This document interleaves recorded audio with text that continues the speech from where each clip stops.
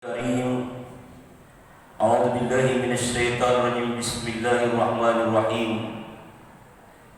Wa'bud rabbaka hatta ya'tiyakal yaqin. Wa qala an-nabiy sallallahu alaihi wasallam, al-awwalu ma yuhasabu yawmal qiyamati lil 'abdi ila as-shalah. Fa in saluhat sa'ida sa'idu 'amalu wa in fasadat fasada sa'idu 'amalu. Sadaqallahul 'azim. Ma'asyiral muslimin wal muslimat, sidang jamaah subuh yang insyaallah sama-sama dimuliakan dan dirahmati oleh Allah Subhanahu wa taala. Di subuh yang dimuliakan Allah, kembali kita bersyukur atas begitu banyaknya nikmat yang diberikan kepada kita sekalian. Lebih khusus, baru saja kita menaikkan salah satu kewajiban kita di hadapan Allah.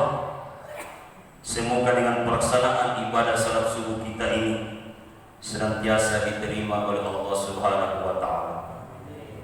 Selanjutnya tentu salawat dan salam senantiasa kita sampaikan ke haribaan junjungan kita Nabiullah Muhammad sallallahu alaihi wasallam.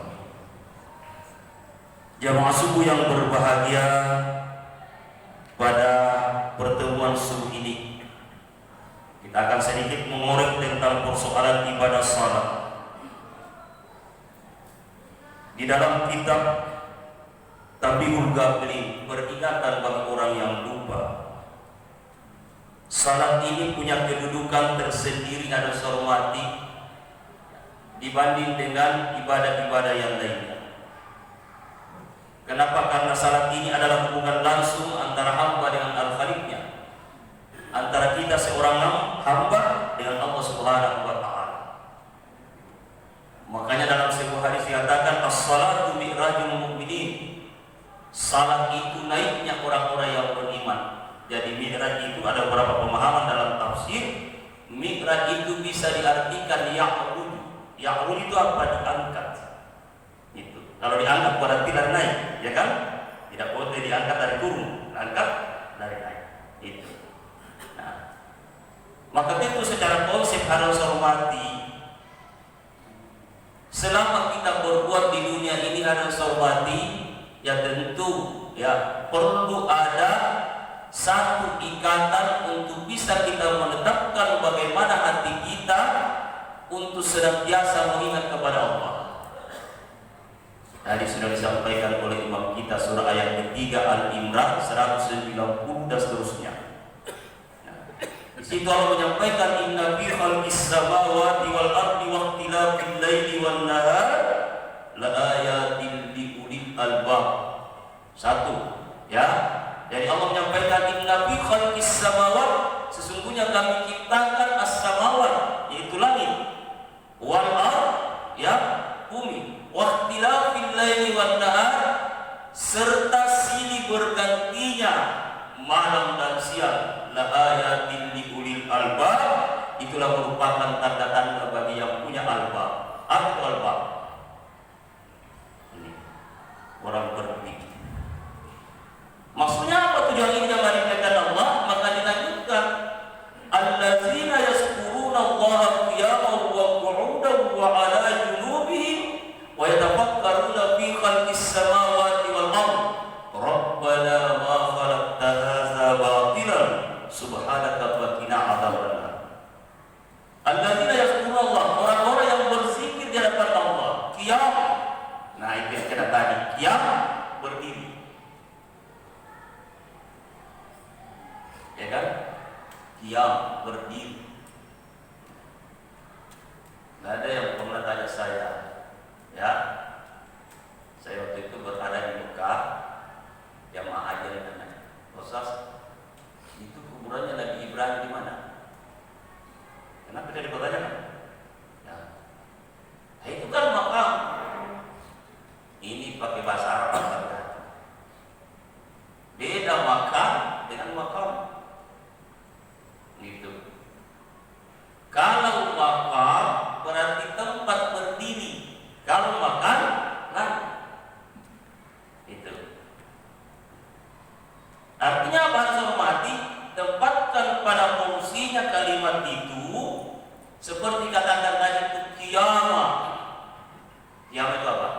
berdiri. Jadi alladzina yadhkuruna qiyaman, orang-orang yang senantiasa mengingat Allah di waktu berdirinya, berarti pada posisi waktu kita salat. Wa qu'udan, di waktu duduknya, berarti masih posisi kita waktu salat. Ya. Wa ala junubihim, kita tidak bisa berdiri, tidak bisa duduk. Wa ala junubihim, berarti harus berbaring, tidur. Ya. Wa yatafakkaruna fi khalqis samawati wal ardh, sempat kita bertafakkur. Apa itu bertafakkur? Berpikir. Siapa yang menciptakan langit dan bumi? Tidak disebut orang di situ. Kenapa ada mati? Yang tersinggung. Ya, memang secara kesempurnaan kita manusia ini justru kita yang paling sempurna diciptakan. Tapi secara pengabdian kepada Allah Subhanahu wa taala tidak ada bapaknya kita ini dibanding dengan makhluk lain. Contoh saja, sering dikatakan oleh imam di waktu subuh, di waktu Jumat, afala yanzuruna ilal ibili kaifa khuliqat wa ilas samai kaifa rufi'at wa ilal jibali kaifa nusibat wa ilal ardi kaifa sutihat. Ada ini kan? Sering dibaca. Nah, apa artinya? Apala yanzuruna ilal ibili kaifa khuliqat, kenapa engkau tidak pernah berpikir bagaimana seekor unta diciptakan oleh Allah Subhanahu wa taala? Unta. Kita manusia ini disuruh berpikir. Coba kau lihat unta itu, ya, betapa patuhnya terhadap majikannya. Kemana pun dan di mana pun ada seorang mati, dia ikut. Bahkan unta itu dalam sejarah bisa 3 bulan tidak makan, masih tetap hidup. Kembali mereka tahu. Kita ini baru 1 hari berpuasa, loyonya luar biasa. Tapi unta 3 bulan Pak. Ya. Nah, ujung-ujungnya unta kita meninggalkan Allah, dia rela mengorbankan dirinya sendiri untuk dipotong, bukan untuk kepentingan dirinya. Untuk kepentingan siapa? Untuk kepentingan manusia hajatnya. Patuhnya luar biasa. Wa ilas samai kaifa rufi'at, langit ini ditinggikan oleh Allah Subhanahu wa taala. Bukan kepentingannya langit, kepentingan manusia. Tidak pakai tiang. Arsitekturnya luar biasa. Coba. Wa ilal jibali kaifa nusibat, gunung-gunung ini ditancapkan oleh Allah sebagai kubunya bumi. Kalau andai kata tidak ada gunung, sedikit-sedikit bumi digoyang. Yang keempat, kata Allah Subhanahu wa taala, wa ilal ardi kaifa sutihat, bumi ini dihamparkan oleh Allah untuk siapa? Kepentingannya bumi? Bukan. Kepentingan kita dihamparkan. Maka Allah sampaikan, wahai manusia, ya, Fazakir innama anta muzakkir. Wa ilal ardi kaifa sujihat fazakir innama anta muzakkir. Ingat kepada, dan saya juga ingat kepada. Ini banyak ayat ini. Waskuruni askurukum waskuruni wala takfurun. Nah, bagaimana cara kita diperintahkan oleh Allah Subhanahu wa taala untuk mengingat? Ini perlu kita garis bawahi firman Allah. Ingat aku dan saya ingat kamu. Tadi malam saya singgung. Ya. Bagaimana saya terima antara seorang hamba dengan Al-Khaliq Subhanahu wa taala ketika kita salah? Ya kan? Kenapa? Karena salah ini adalah merupakan penentu apa yang kita lakukan. Kalau salah kita baik, maka semua amalan kita ikut baik. Kalau salah kita tidak beres, semua beres.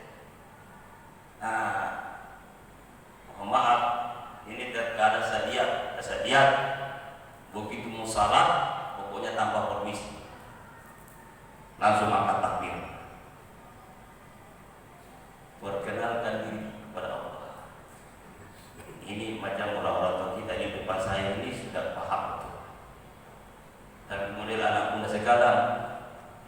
nyanyi ideal, langsung saja Allah Akbar, karena Allah tahu.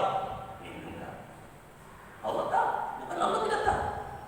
Tapi etisnya kita seorang hamba bagaimana bisa diterima ijabah apa yang kita lakukan ini? Ya, coba buka surat Al-Mu'minun, ya, juz yang ke-18. Qad aflahal mu'minun allazina hum fi salatihim khashi'un. Sungguh beruntung orang-orang yang menempatkan salatnya itu pada porsi yang khusyuk. Bagaimana khusyuk? Imam Nawawi dalam Arba'in As-Sawati, khusyuk itu artinya tarkul khair li ajli Allah. Itu khusyuk. Ketika dia melakukan sesuatu pekerjaan itu selalu dia bernilai kebaikan. Nah itu Pak. Maka satu contoh, ya, diperkenalkan diri kita kepada Allah Subhanahu wa Ta'ala. Bagaimana cara perkenalan itu? Ini saya sudah ke dalam sedikit harus mati. Ya, jadi makrifahnya salat itu ada harus hormat. Ya, Ilahi anta maksudi. Ya Allah, aku bermaksud kepadamu. Anak muda mengatakan dia sudah Allah. Ya, masa Allah tidak tahu bahwa kita mau salat? Benar. Mau salat kita, bukan Allah tidak tahu. Lagi-lagi saya katakan, perkenalkan diri kita kepada Allah Subhanahu wa Ta'ala. Kenapa? Ketika kita sudah jadikan ucapan itu untuk berada di hati, maka itu yang kita jaga mulai angkat takbir sampai diakhiri dengan apa? Salam. Ilahi anta maksudi, ya Allah, aku bermaksud kepada.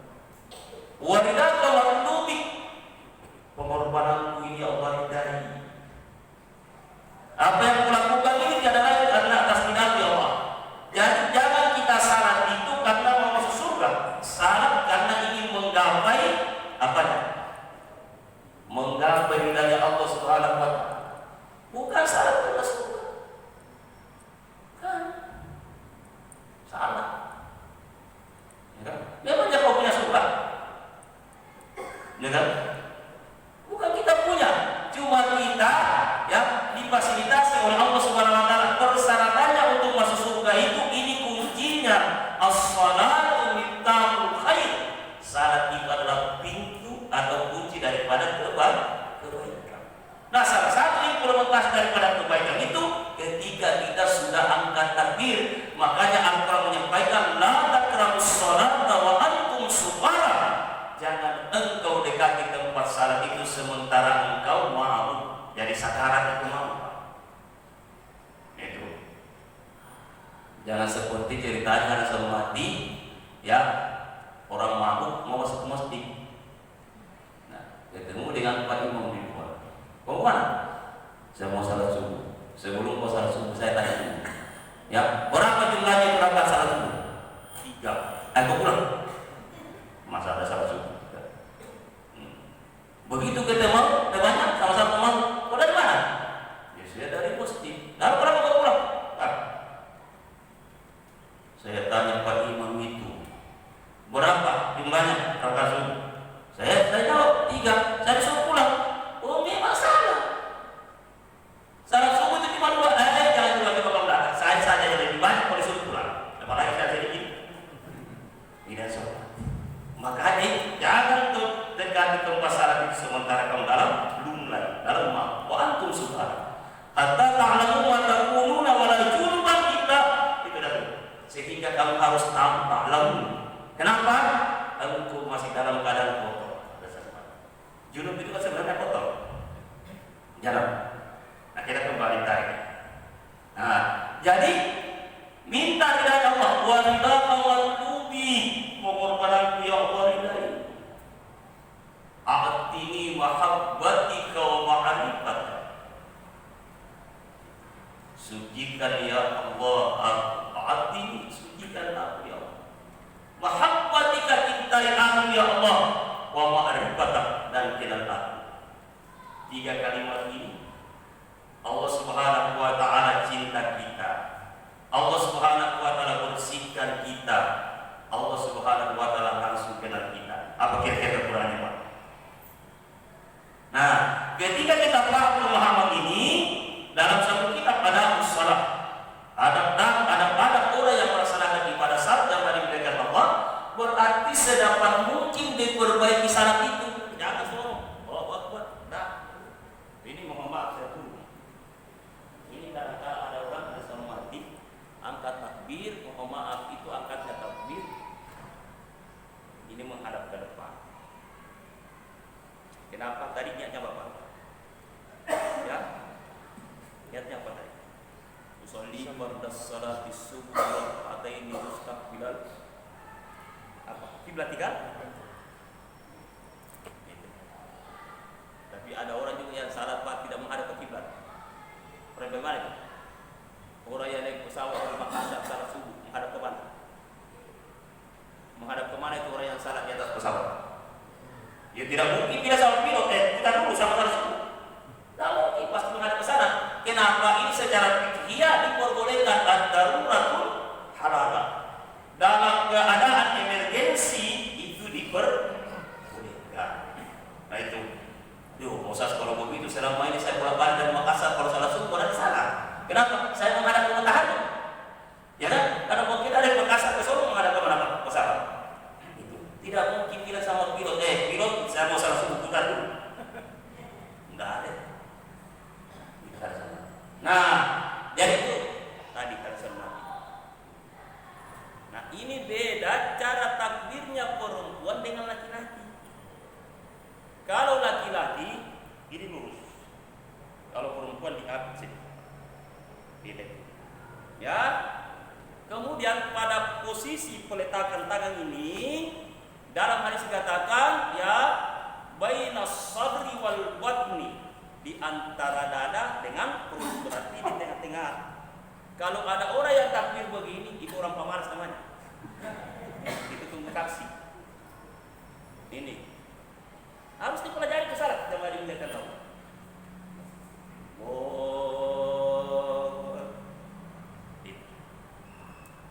Ini jamaah dimuliakan Allah. Ya. Nah, jadi itu posisi salat bukan sekedar kita salat, harus dipelajari. Kenapa? Karena kita mengharapkan ridhanya Allah. Makanya baginda Rasul menyampaikan sallu ra'aitumuni usalli. Salatlah engkau sebagaimana engkau pernah melihat saya salat.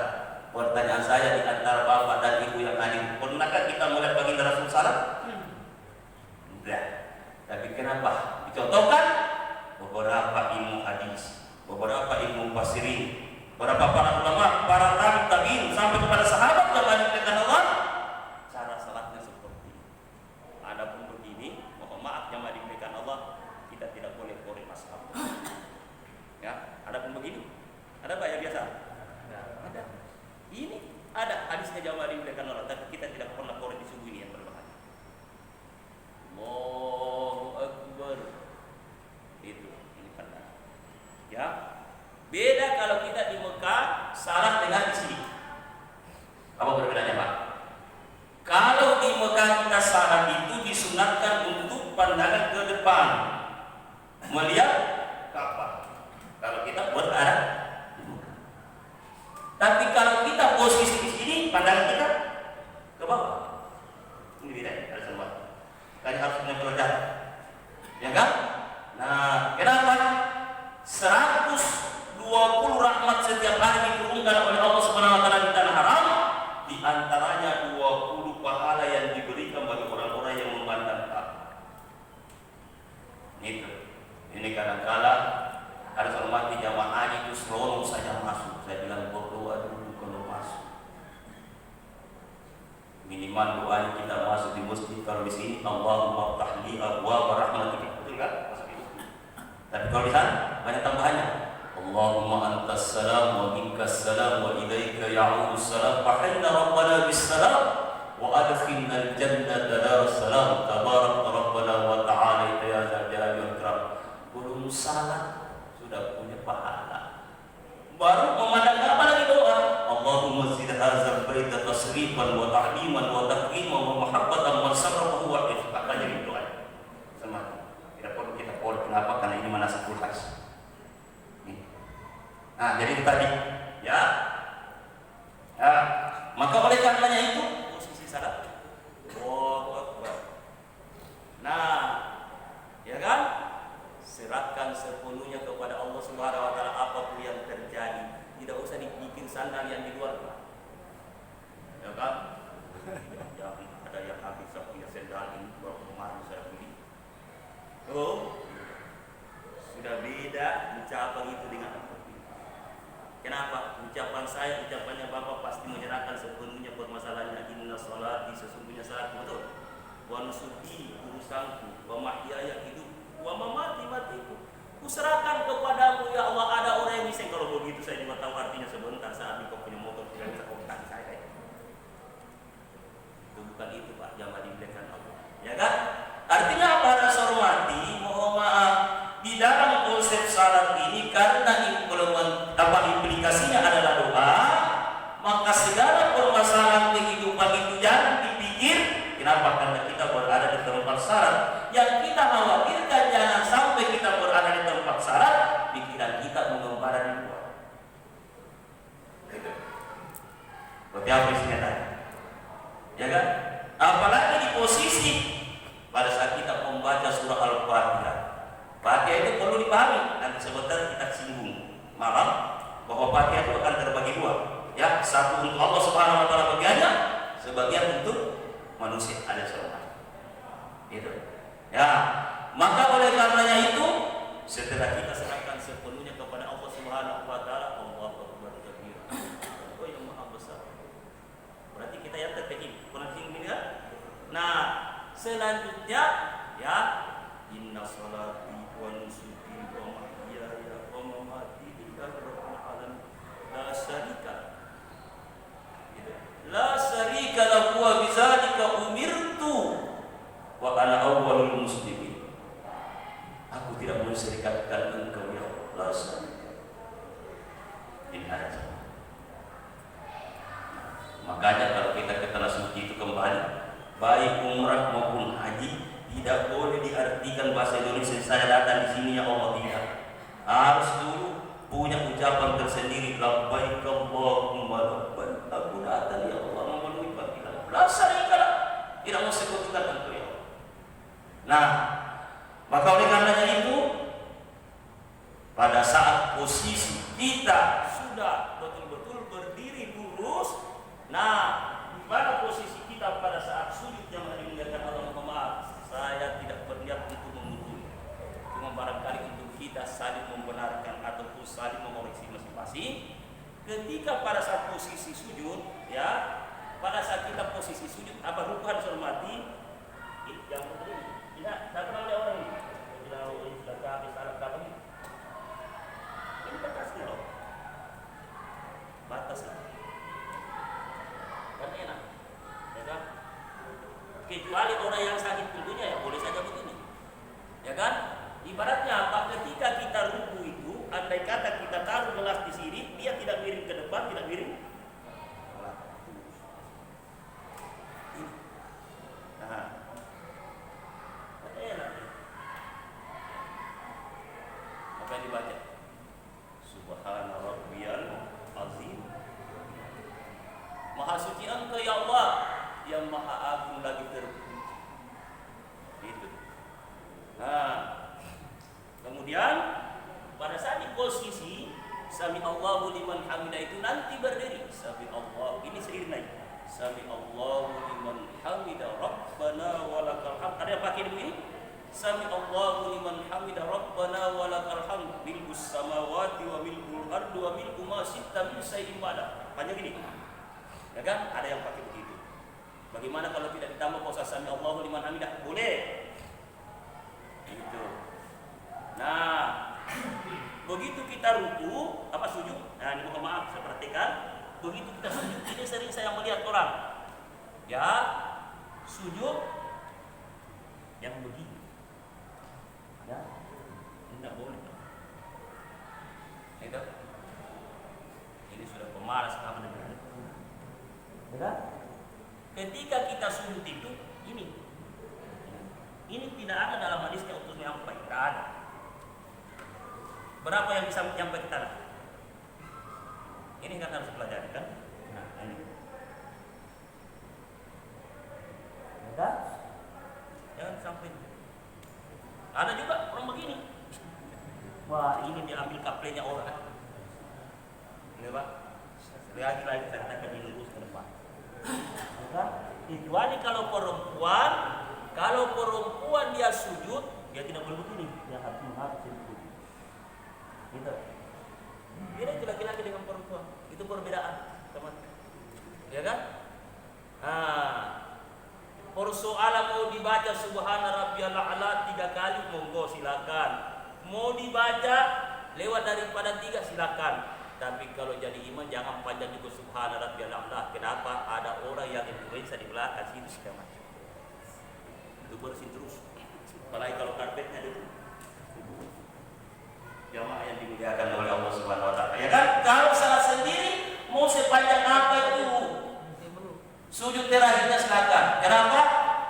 Baginda Rasul menyampaikan doa seorang hamba itu banyak-banyak diijabah ketika di posisi bersujud. Itu. Bahasa apa kira-kira saya pakai posas kalau dalam posisi sujud?